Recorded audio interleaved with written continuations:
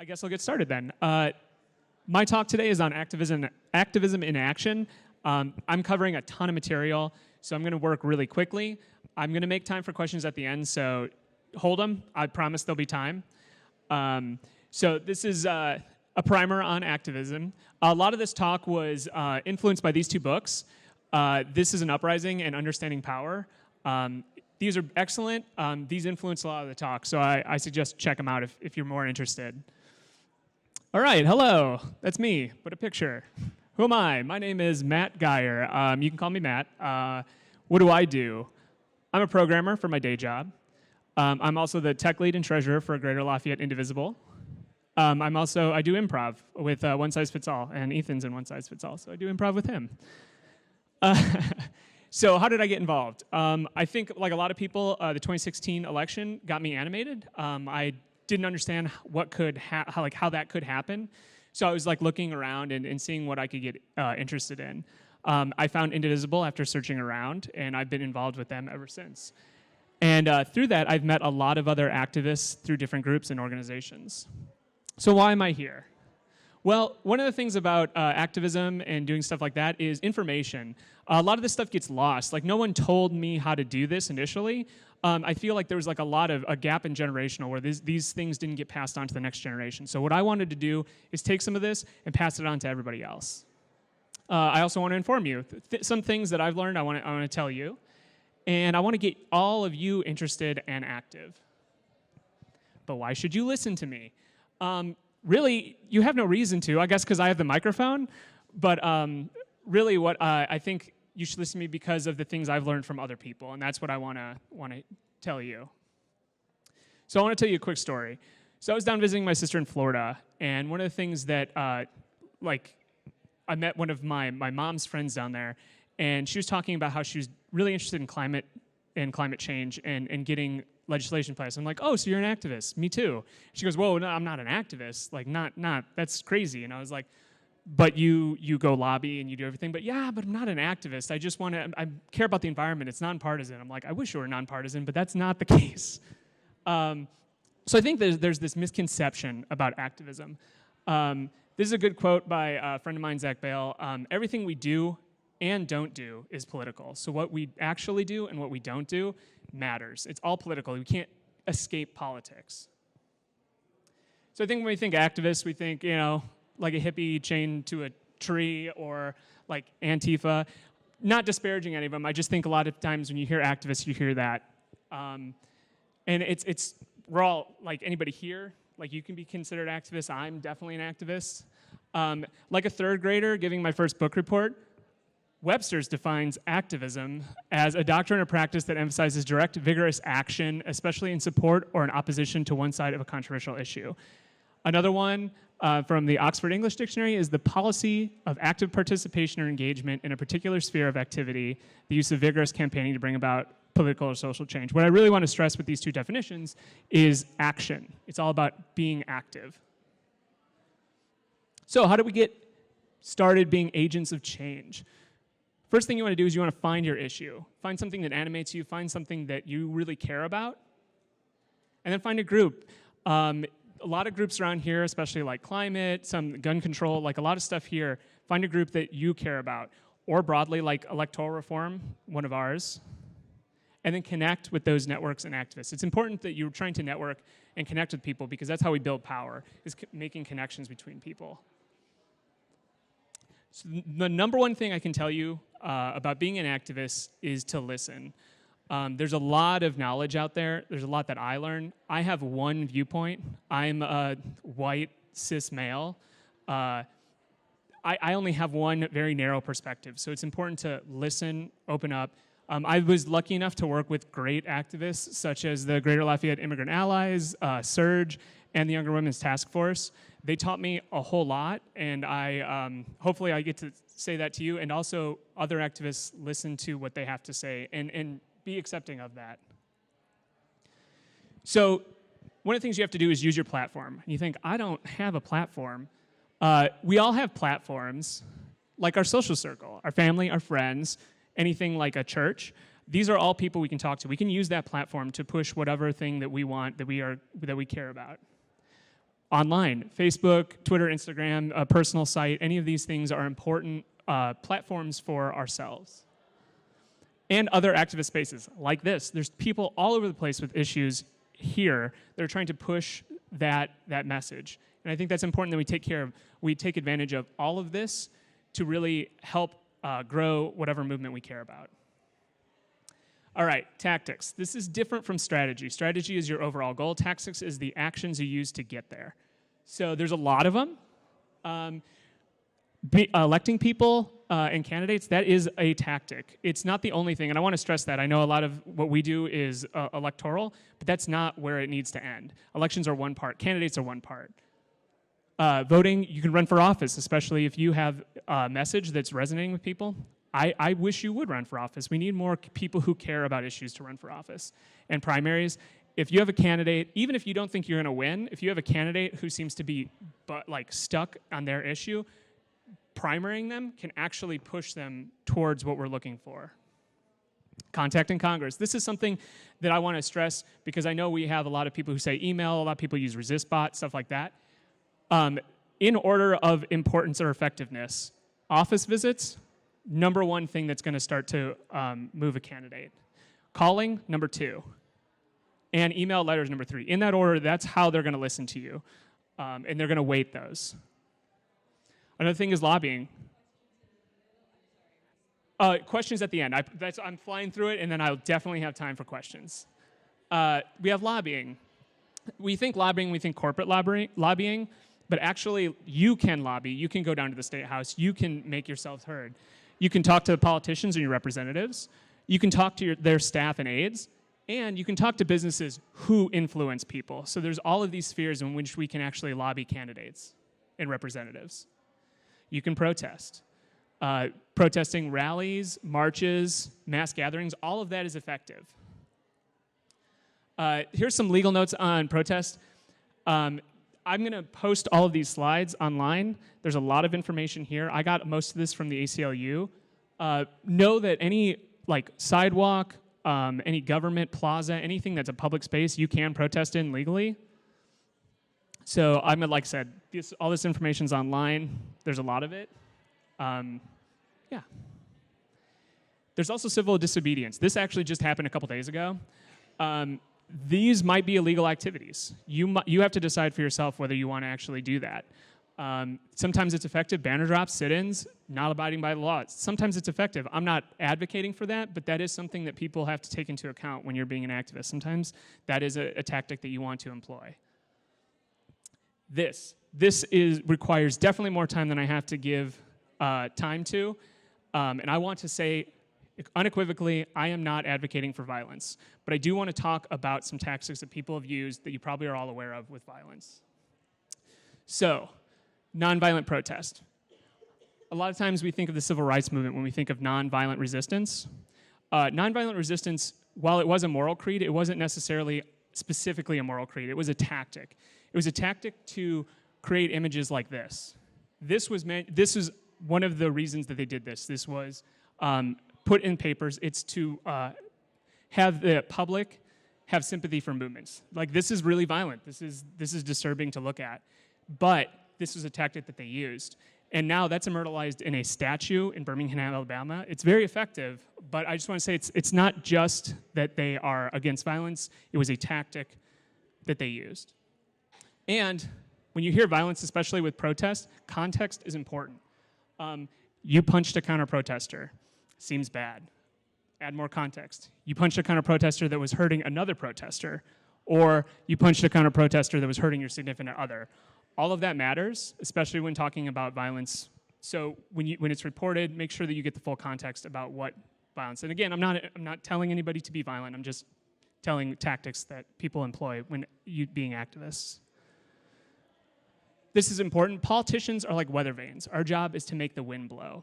So that's one of my favorite quotes because candidates are just that. We can move them, they're movable, and that's our job, to move them on issues.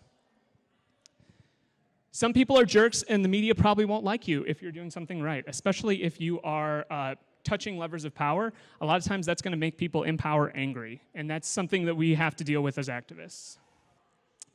Noam Chomsky said, why should they have any respect for those who are trying to undermine their power? It doesn't make any sense, and it doesn't. They're trying to hold on to power, and we're trying to wrest that from them.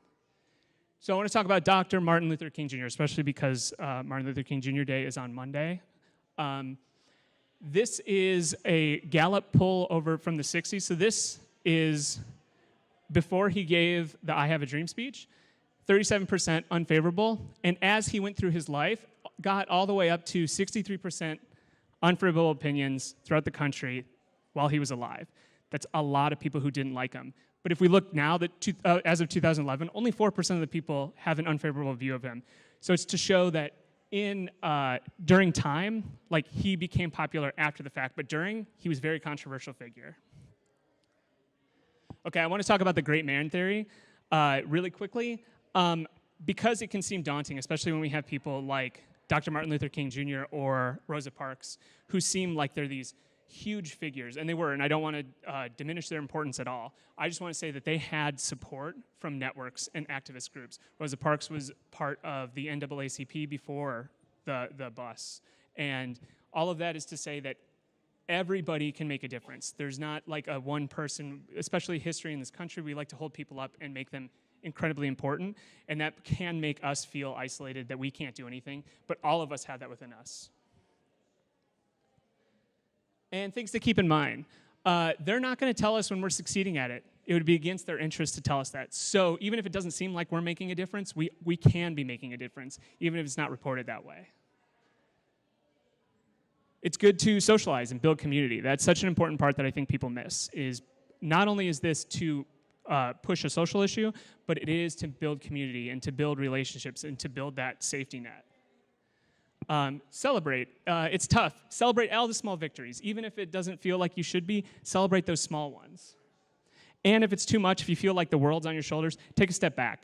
You can take a step back, recover, go back into it when you feel it's appropriate. That's why we build these communities, so we can step back when we need that time.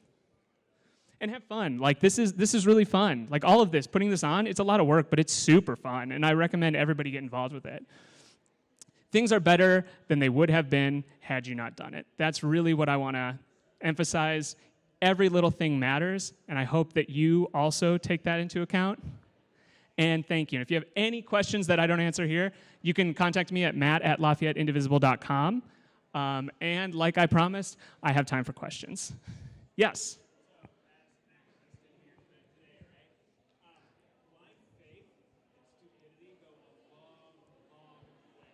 Yeah.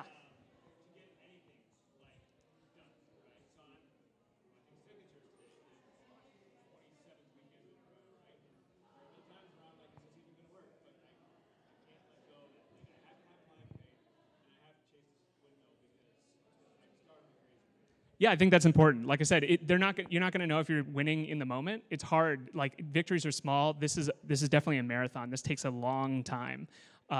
So having a little bit of blind faith, having that community that can say, like, yes, we're doing the right thing, can definitely help. Yes. That is, gosh, let me go back. David Brower. Yes.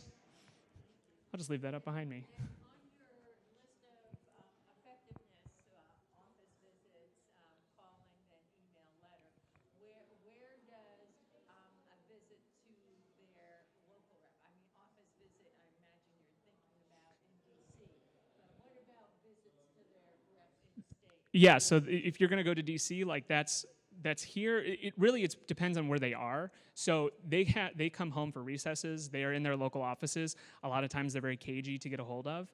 But if you can actually see them in person anywhere, like, as tough as that is, like that's here in terms of importance. But an office visit at any office is like, that shows to them that you are animated enough to actually go physically to that place, and that matters a whole lot.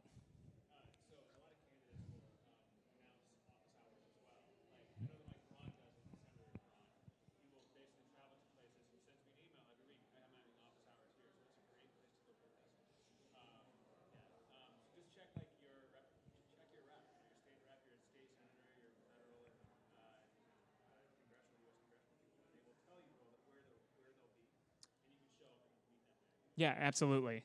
Like checking their websites, checking their newsletters, all of that, they should have information. But a lot of times they realize that people going to their offices, like that's a bad photo op for them, especially if they're getting yelled at. So a lot of them will try to avoid that, especially during this past 4 years. A lot of them have been pretty much invisible. Any other questions or comments? Okay, great. Well, thank you for coming to my talk. I know that was really fast. If you have, like I said, anything else that you have questions about, yeah, go ahead. Yes, these will all be online on the website, and then there'll also be a video of this talk as well. Yeah. Yeah, so one of the books that influenced this it's called Understanding Power. It's like a collection of his talks. I've liked, like, I'm probably weird. My dad was like a big Noam Chomsky fan when I was a kid, so he would like give me like snippets to read. But as I've gotten older, I've gotten more back into him just because I think he has a pretty good view. You know, a lot of those talks were from the late 80s and early 90s in that book, and he's very prescient to what has happened even now.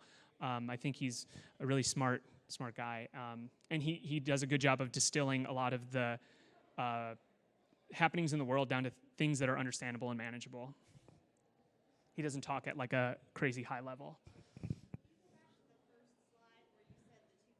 Yeah, yeah.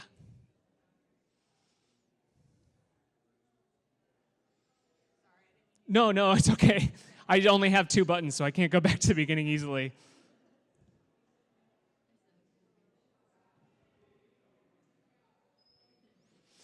We'll get there.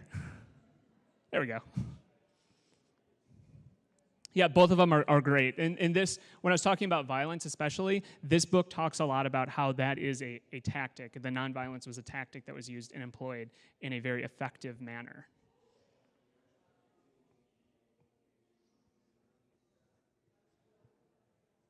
Yeah.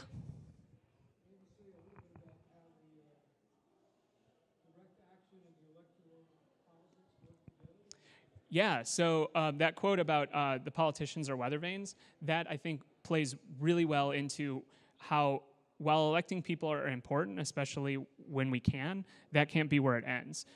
Even electing like the person who's most aligned with you on an issue, when they get into office, they're going to have a lot of different priorities. Even like their interests are different now because they have things pulling them in a bunch of different directions. So making sure that we show up and that we are there to keep pushing those on these issues with direct action, with protests, with office visits, with everything. I don't know if you saw the Sunrise Movement, who went in to talk to Dianne Feinstein like a while ago. They got her moved on that issue. They showed up at her office. It was one of those things where like even people who elect a Democrat from California should be on their side, sometimes aren't. And being there and pushing those candidates is important. So I think direct action is crucial to any of this, not just electing people. We can't just vote and leave our politics at the door.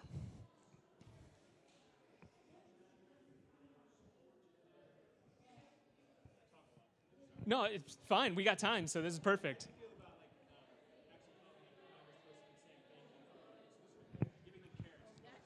Oh, I think that's really good too, especially, you know, a lot of times we go into it and we're negative. Oh, I'm sorry.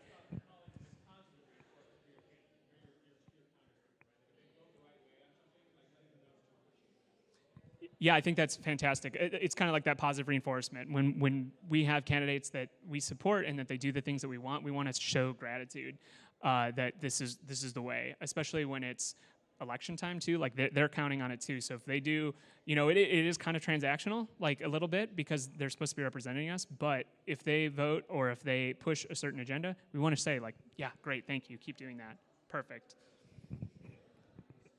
Media will mostly highlight negative things, so if we can do anything positive about it, like that's great.